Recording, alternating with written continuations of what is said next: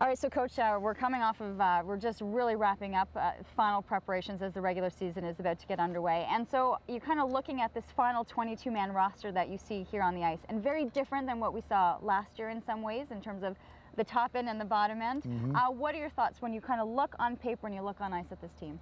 Well, for us right now, the training camp was good. We identified a lot of good young players. And last season, we identified a lot of good young players, and two of them played well enough through training camp to get themselves on the team.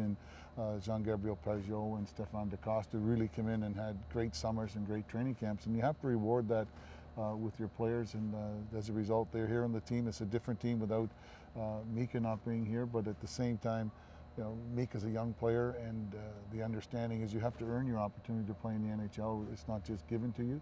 And if other guys play better than you, then that's what you have to go down and learn how to play better. I think it also sends a message for a lot of young players maybe too coming through the system that it can happen at any time, that if you lose that edge or if you're not training as hard, that there's always somebody ready to take your spot. And that's been the history of the game forever. There's always someone there to take your spot, and you have to make sure you're always on guard for that and protect yourself against that by working hard. And sometimes lessons are hard to learn, but at the same time we have to do what's right for the team, and we have to have the best players playing here at the time.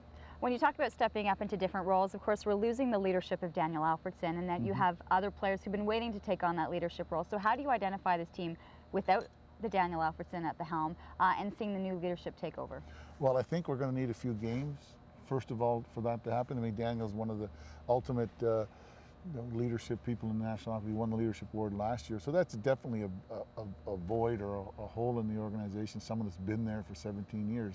But there's guys that have been here for 1,000 games already, and Chris Phillips, and then Chris Neal's been a lifelong senator, Jason Spezza, a lifelong senator. So these three guys are going to be really important as taking over the leadership group, along with newcomer Mark Mathot and Kyle Turris and Craig Anderson. That's a leadership group and core, along with Eric Carlson, that we feel we can build on and move forward. It's going to take a couple of games for them to put their stamp on it, but we really believe that we're a young team with good leadership. They have good qualities, and we're going to be okay. Okay, I think there's an excitement also about Bobby Ryan.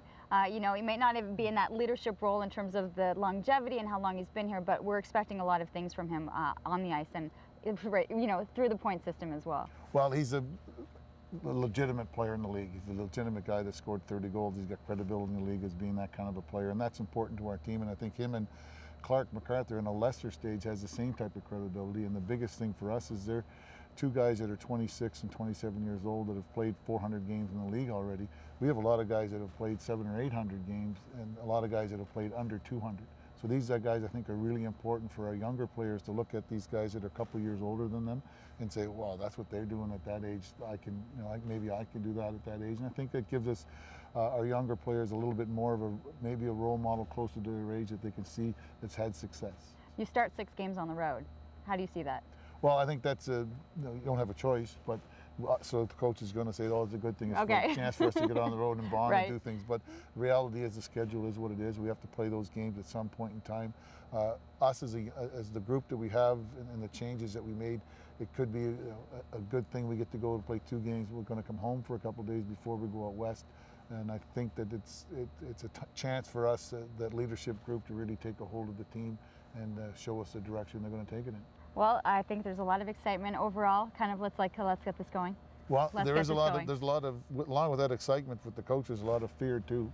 But that's just natural for me to be scared to death going into a season or any other day. But I think it's a good fear. Yeah. It's a comforting fear. We really feel that the group that we have has some solid goals in mind and realistic goals in mind, and we're excited to get going too. I like that you said the word fear. I think it brings a reality check to a lot of things. And too, I mean, you were a journeyman in terms of coaching. I mean, this has been your opportunity too. So best of luck. You really impressed a lot of people. A lot of people are really rooting for you in this team. Well, thank you. We just try to do our job, and we work hard every day. The staff that I was able to have, what an outstanding job they've done over the 2 years. And any success that I have, the credit goes mostly to the players and to my coaching staff. I just stand there and change the lines. Wow. I don't do much. Just changes the line. Thanks so much. Best of luck. Thank you, Leanne.